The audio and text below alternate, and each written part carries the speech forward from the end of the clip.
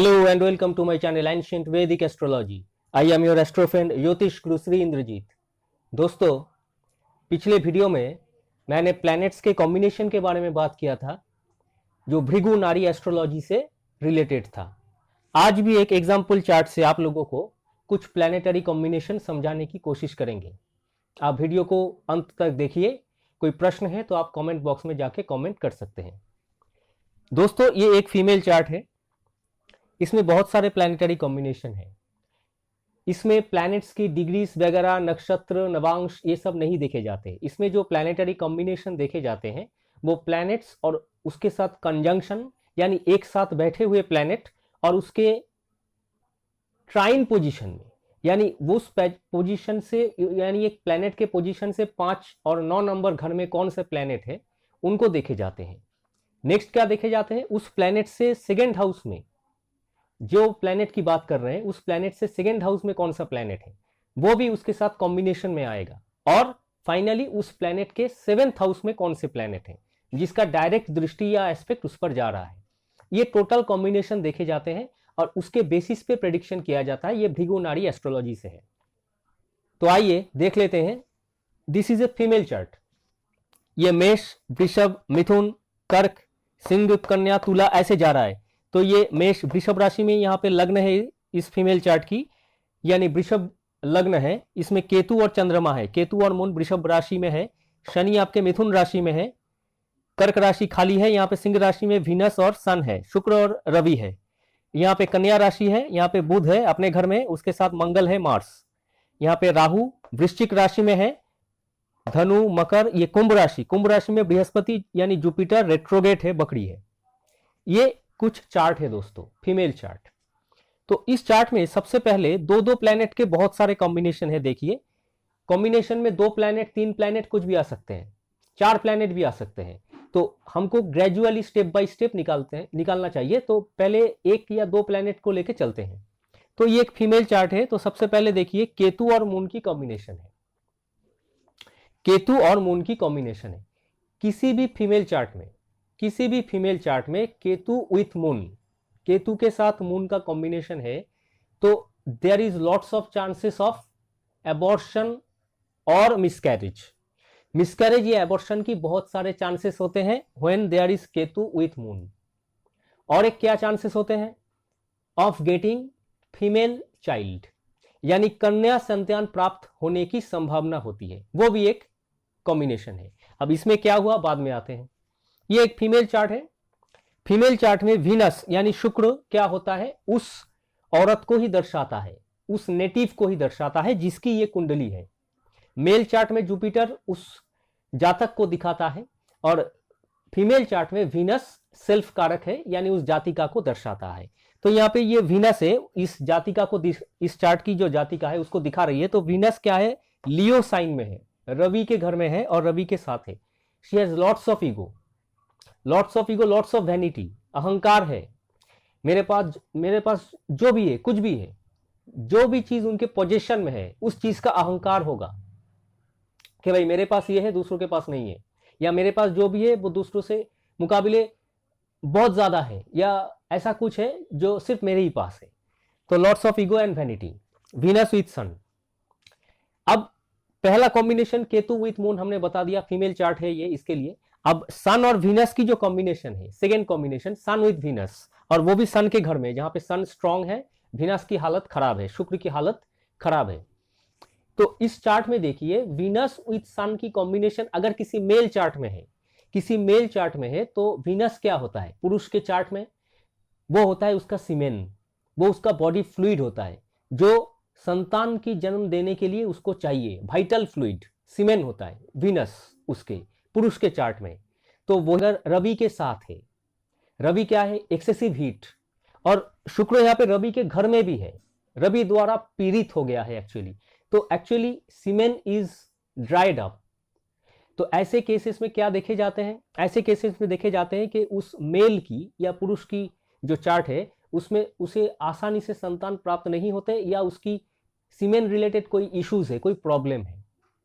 कभी कभी इन लोगों को देखे जाते हैं कि कन्या संतान प्राप्त हो जाती है थोड़ा मेडिकल ट्रीटमेंट वगैरह करने से, ठीक है।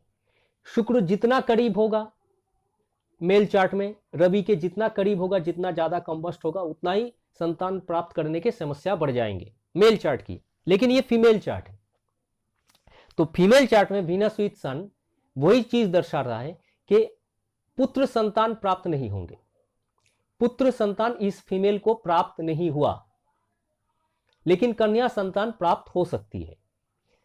इस कॉम्बिनेशन को देखिए, ये वीनस विद सन कॉम्बिनेशन को, इसके सेकंड में क्या है, मार्स और मरकरी, एक प्लैनेट के सेकंड हाउस में क्या है वो भृगु नाड़ी एस्ट्रोलॉजी में देखा जाता है। तो इसके सेकंड हाउस में मार्स और मरकरी है। मार्स क्या है, मार्स वीनस एनिमी, तो वीनस फिर से प्रॉब्लम में है।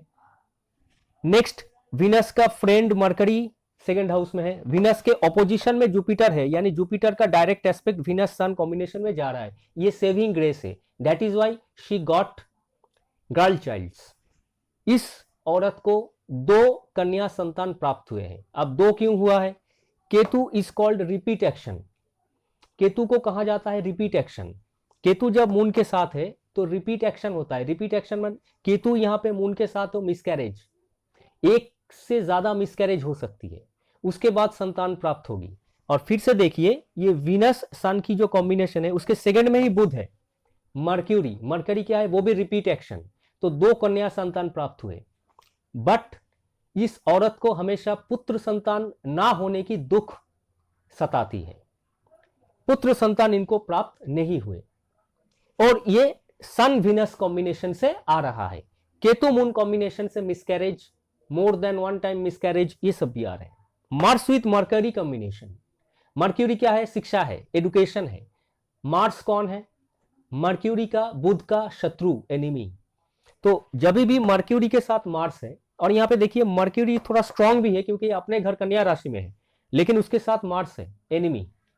और इसके सेकंड हाउस में कोई नहीं है, इसके पिछले घर में भी उतना ज्यादा सपोर्ट कुछ नहीं है। इसके ट्राइन पोजीशन में 1 2 3 4 5 ट्राइन पोजीशन में कुछ नहीं है, 5 6 7 8 9, तो मर्क्यूरी के 9th पोजीशन में, मर्क्यूरी से ट्राइन पोजीशन में केतु और मून है। Ketu is again break and obstacles, तो मर्क्यूरी को एनिमी मार्स सता रहा है, और मर्क्यूरी यानी बुध के ट्राइन पोजीशन में केतु है, और मून जो चंद्रमा वो भी मर्क्यूरी का शत्रु ही है। तो इसीलिए इस कॉम्बिनेशन में इस औरत को अपना एजुकेशन कंप्लीट करने में बहुत प्रॉब्लम आई। आखिर में इन्होंने अपना शिक्षा, उच्च शिक्षा जो भी हो, कंप्लीट नहीं कर पाए, स्कूल लेवल तक ही सीमित रहे। उसके बाद इनकी मैरिज हो गई, शादी हो गई, एजुकेशन कंप्लीट नहीं हुआ। मर्क्यूरी द एजुकेशन कारक, तो यहां पे मार्स शत्रु के साथ है, और उसके ट्राइन पोजीशन में केतु मून का कॉम्बिनेशन है, शिक्षा कंप्लीट नहीं हुआ। अगेन मर्क्यूरी भृगु नाड़ी एस्ट्रोलॉजी में लैंडेड प्रॉपर्टी, जमीन जायदाद से जुड़ा मर्करी को कहा जाता है भृगु एस्ट्रोलॉजी में। मार्स भी जमीन से रिलेटेड है, तो यहां पे देखिए मर्क्यूरी कौन है, लैंड और जमीन है। ये कन्या राशि है जो कि पृथ्वी राशि है, जमीन से रिलेटेड। और यहाँ पे मंगल है जो फिर से जमीन से रिलेटेड, लैंड और प्रॉपर्टी। तो यहाँ पे मार्स और मरकरी का कॉम्बिनेशन, भले ही शिक्षा कंप्लीट ना हो, लेकिन लैंडेड प्रॉपर्टी, जमीन जायदाद, प्रॉपर्टी, फ्लैट्स, घर मकान बिल्डिंग मिलेगा, एक से ज्यादा मिलेगा। मर्क्यूरी है रिपीट एक्शन, तो ज्यादा प्रॉपर्टी मिलेगी, जमीन जायदाद प्रॉपर्टी मिलेगी। और यहाँ पे फिर से केतु है, इस मार्स मरकरी कॉम्बिनेशन में फिर से केतु है, यानी वो सब हासिल करने में कुछ रुकावटें भी आएगी, कुछ प्रॉब्लम्स भी आएगी, लेकिन मर्क्यूरी स्ट्रांग है अपने घर में, जमीन जायदाद प्रॉपर्टी में रुकावटें होने के बावजूद इनको वो सब हासिल होंगे। दूसरा चीज देखिए सैटर्न। सैटर्न क्या होता है, सैटर्न होता है प्रोफेशन का कारक। सैटर्न किसी चार्ट में मेल हो फीमेल हो, प्रोफेशन का कारक है। सैटर्न के पिछले घर में कौन है, मून और केतु। पिछले घर में जो प्लैनेट होता है, सैटर्न के पिछले घर में जो प्लैनेट होता है, किसी भी प्लैनेट के पिछले घर में जो प्लैनेट होता है उसका वीक इन्फ्लुएंस होता है, तो चंद्रमा का एक वीक इन्फ्लुएंस है। लेकिन सैटर्न के सामने वाले घर में कोई प्लैनेट नहीं है, कोई सपोर्ट नहीं है। सैटर्न से ट्राइन पोजीशन में, यानी सैटर्न से 5 और 9 नंबर घर में, 1 2 3 4 5, सैटर्न के 5 नंबर घर में कुछ नहीं है। 5 6 7 8 9, सैटर्न के 9 नंबर घर में जुपिटर है। सैटर्न के पोजीशन से 9 नंबर घर में जुपिटर है, तो जुपिटर का एक इफेक्ट सैटर्न के ऊपर जा रहा है। यानी जुपिटर रिलेटेड कोई काम अगर ये फीमेल करे, जुपिटर का काम क्या होता है? गुरु का काम होता है, शिक्षा देने का काम होता है, कंसल्टेंसी का काम होता है। इस फीमेल ने अपने लाइफ के शुरुआती हिस्सों में कुछ स्टूडेंट वगैरह को पढ़ाने का काम किया है, लेकिन बाद में उन्होंने ये सब काम छोड़ दिया है। अब जुपिटर को देखिए, ये रेट्रोगेट है। रेट्रोगेट होने का मतलब है भृगु एस्ट्रोलॉजी में जुपिटर जहां पे बैठा है वहां से पिछले घर में भी उसका 50% इफेक्ट है, यानी जुपिटर अपने पिछले घर में भी 50% इफेक्ट दे रहा है। तो जुपिटर जो कि सैटर्न से ट्राइन है 1 2 3 4 5, वहां पे इसका 50% इफेक्ट है, इसलिए उतना स्ट्रांग नहीं है। दैट इज वाई इस औरत ने अल्टीमेटली ऐसा कोई प्रोफेशनल काम नहीं किया, या इसके पास कोई प्रोफेशन नहीं है। She is not a professional women, this is a chart of a housewife. अब यहाँ पे एक बहुत ही बेहतरीन कॉम्बिनेशन आपको समझाने की कोशिश करेंगे। देखिए, सन विथ वीनस और उसके सेकेंड हाउस में मार्स विथ मरकरी। सन क्या होता है? फादर। सन होता है फादर। सन के साथ वीनस है, वीनस बेसिकली ये वुमेन। सन के सेकेंड हाउस में मंगल है, मंगल के साथ बुध है। बुध को क्या कहा जाता है? फ्रेंड या गर्लफ्रेंड, ऐसा कुछ। बुध यहां पे अकेला नहीं है। बुध अगर अकेला है तो प्योरली फीमेल। बुध यहां पे मंगल के साथ है तो फ्रेंड, वो मेल भी हो सकता है, फीमेल भी हो सकता है। तो father may have some friend, male और female, that is intervening in the relationship with the wife. यानी फादर की जिंदगी में कोई फ्रेंड, जो कि मर्द भी हो सकता है, औरत भी हो सकती है, तो उसका इन्फ्लुएंस ऐसा कुछ है जिसके चलते हुए फादर की, इस औरत की जो फादर है उनके लाइफ में, फादर से उनकी जो वाइफ यानी इस औरत की जो मदर है, उनके साथ रिश्ते में प्रॉब्लम आएगी। अब ये प्रॉब्लम क्यों आएगी? क्योंकि ऐसे तो वीनस खराब ही है, वीनस इज द वाइफ, पत्नी कारक, तो पत्नी के साथ फादर विथ वाइफ। सेकेंड मंगल है, मंगल में हमेशा कोई कॉन्फ्लिक्ट या फाइट, ऐसा कुछ सिचुएशन जरूर होता है। तो सन जब क्रॉस करेगा मंगल को पाएगा, साथ में बुध आएगा, यानी कोई फ्रेंड। अब ये मेल प्लैनेट मार्स के साथ है, तो कोई ऐसा पुरुष जो कि उस फादर का फ्रेंड है, वो इन दोनों के हस्बैंड वाइफ के रिश्तों में प्रॉब्लम कर रहा है।